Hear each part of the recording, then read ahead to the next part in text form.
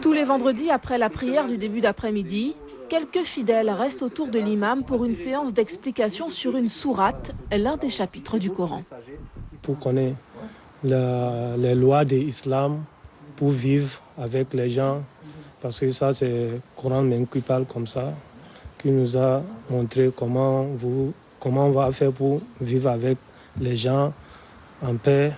Avec ces cours, ces musulmans cherchent à mieux connaître les enseignements de la communauté Ahmadiyya, un courant de l'islam minoritaire fondé en 1889 et présent en Guyane depuis 2007.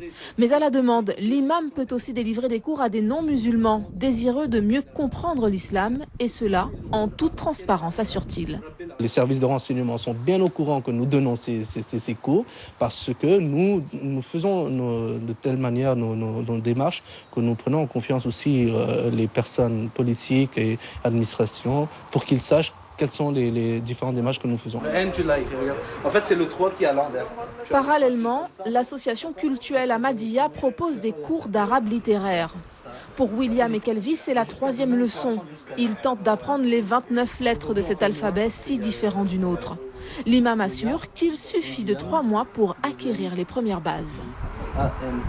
Les cours d'arabe sont différents parce que souvent les gens mélangent cela, que l'islam et l'arabe c'est la même chose. Il faut savoir que beaucoup de gens qui ne sont pas musulmans parlent cette langue. La Syrie, l'Irak, il y a tellement de chrétiens et de juifs qui habitent sur ces terres où on parle l'arabe aujourd'hui qui ne sont pas musulmans.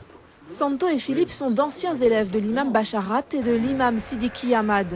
Tous deux ont eu connaissance de ces cours en lisant les petites annonces. L'un est retraité, l'autre est étudiant en droit. Cela m'a permis d'enrichir ma culture générale et je pense que le souhait de